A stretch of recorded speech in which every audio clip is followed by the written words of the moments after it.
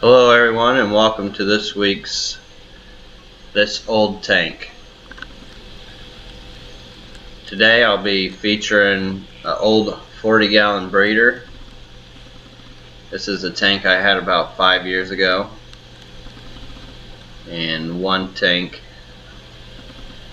that I just started after a long hiatus from the hobby. As you can see, I was experimenting with a lot of community fish at the time.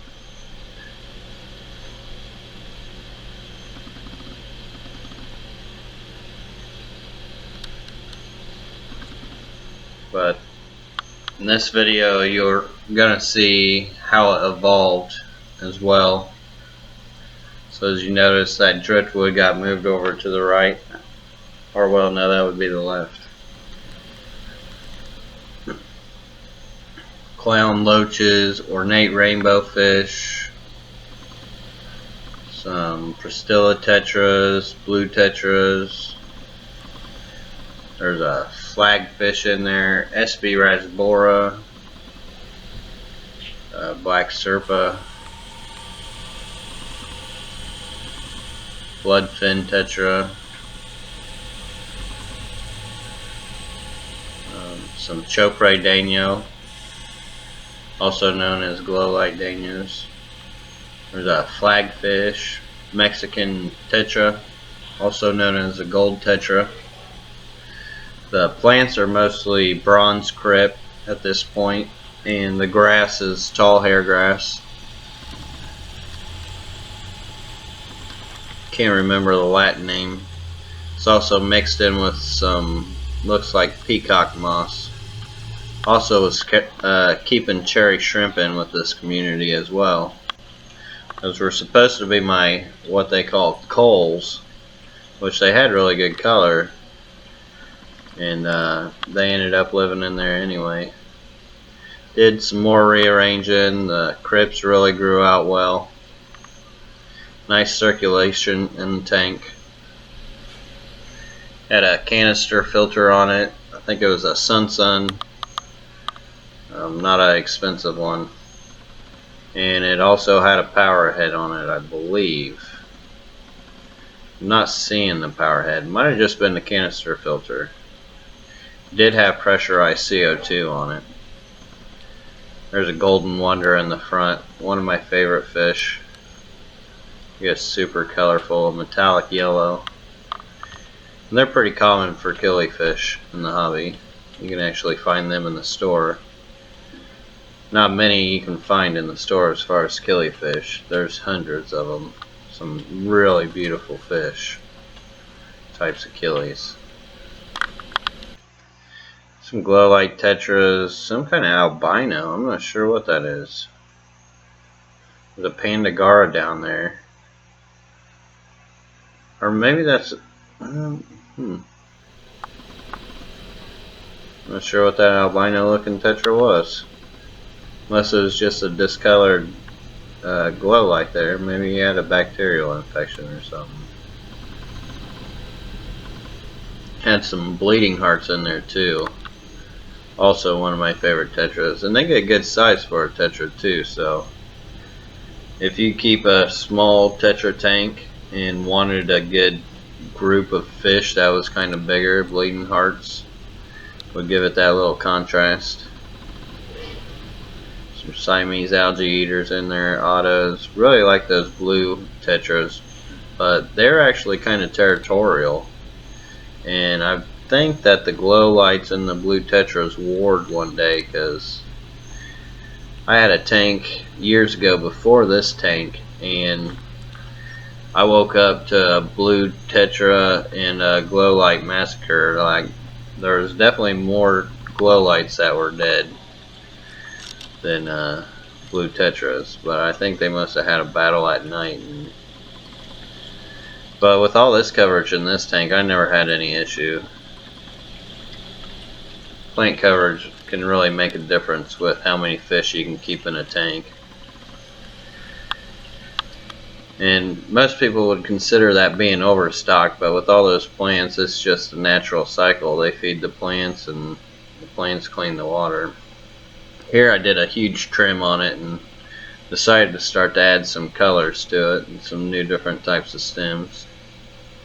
Just try to see what would work in my hard water.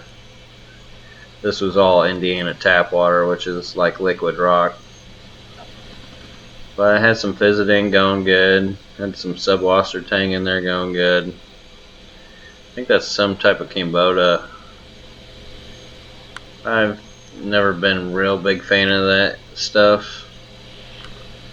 And then there's some Luigi Red in there.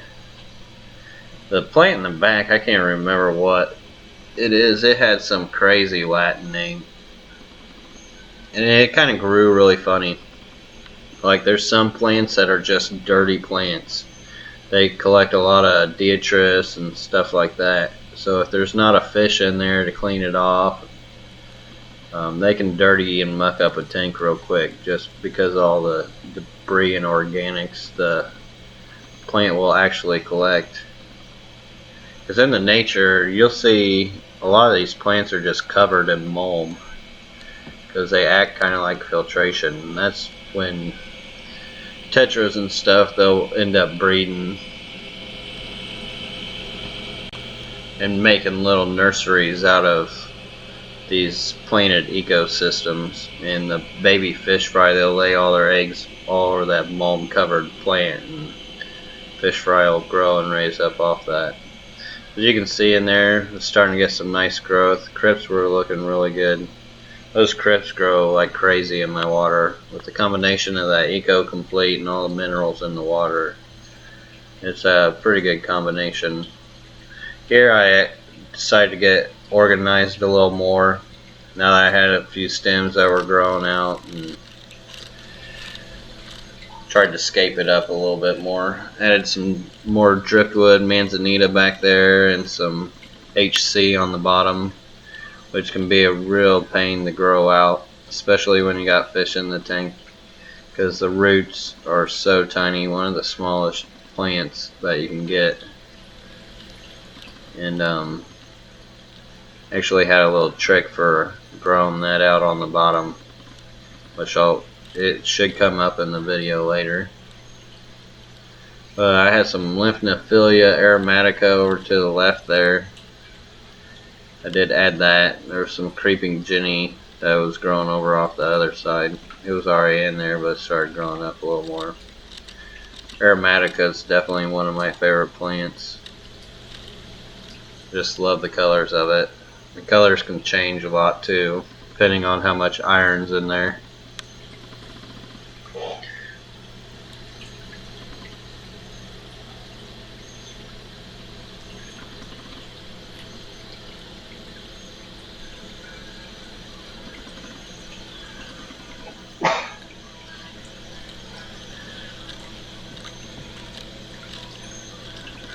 Add a little rock scape in there too, give it a little contrast.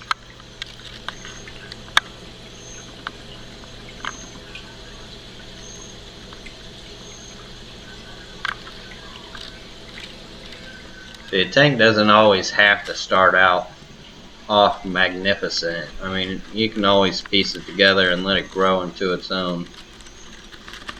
I don't really have a whole lot of time for scaping, so I don't do it often. This is when I had a little more time. I only had about 5 tanks at this time.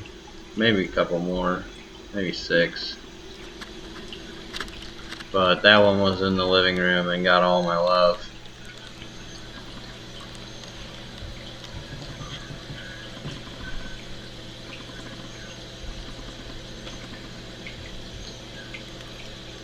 This is when I still lived in an apartment. 2-bedroom apartment.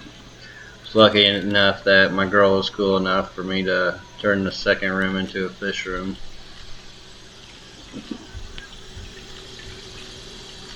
You see the shrimp are still doing good in there, colonizing. Learned a lot from that. Why I don't mind putting shrimp in with fish in a lot of my community tanks.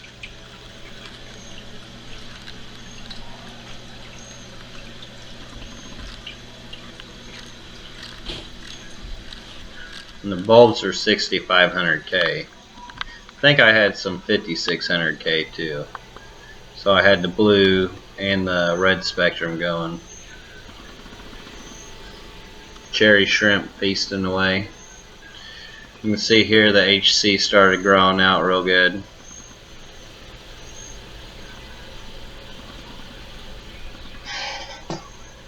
Unfortunately, I didn't get to grow it all the way out to its full potential like I wanted to and really get that HC carpeted. But I guess it was a good thing because we did get a house and got to move into it, so that was cool. Which means I got more fish tanks. It just took a while because I had to move all these and set up, and it took a couple of years to actually get back into the hobby. Really good. Like this couple of years was just maintaining and working on the house. Since we bought a house for short sale, there was a lot of work that needed to be done to it.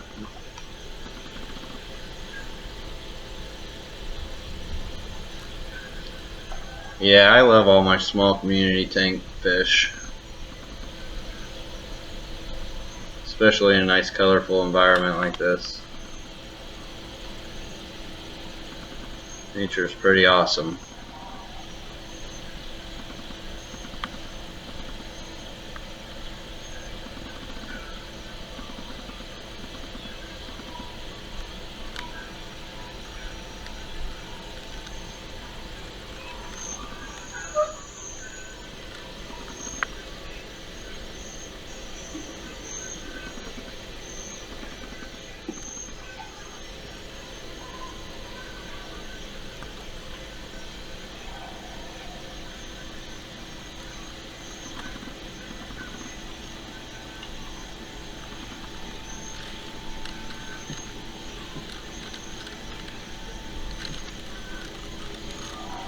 I think it'd be cool to shrink yourself down and be able to just go swim in there.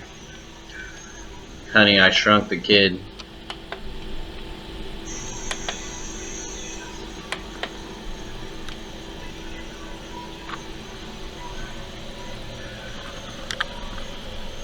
There you can see the red and blue bulb difference.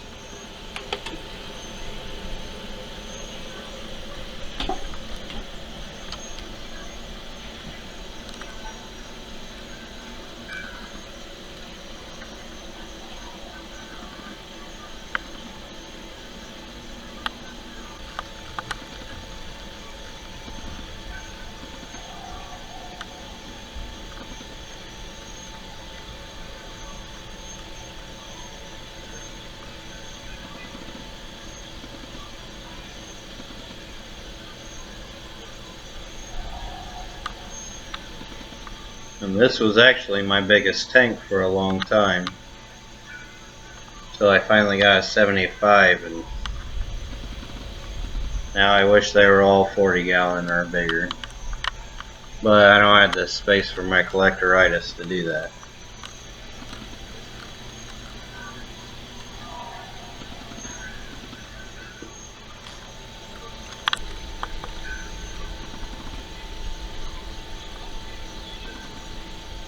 Those ornate rainbows were always breeding in there. Actually caught a killifish and golden SAE trying to spawn in there one time. There's two SAEs, and they'd get with that male golden wonder, and they would act like they were actually spawning, getting body to body and wiggle and everything, and it looked like they were trying to breed. Of course, nothing ever came out of it, but it was still some odd behavior. And there you can see this piece of plastic I used to keep down on top of that HC.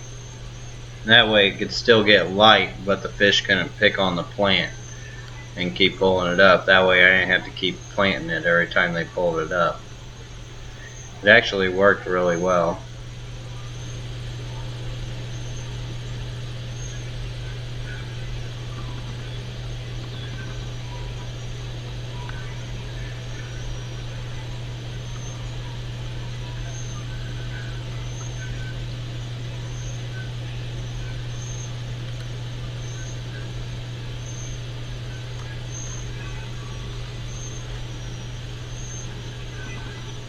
ornate's really showing off there. Pretty cool fish. They'll change colors and stuff. It's like they'll talk to each other in color. And then I actually ripped out some of the middle and divided it. That way it kind of looked like a jungle divided. Like there's a pathway or riverway through it. And not too shortly after this is when we moved and I had to tear it all down. Well, thanks for watching and joining us up for this old tank. Hope you enjoyed.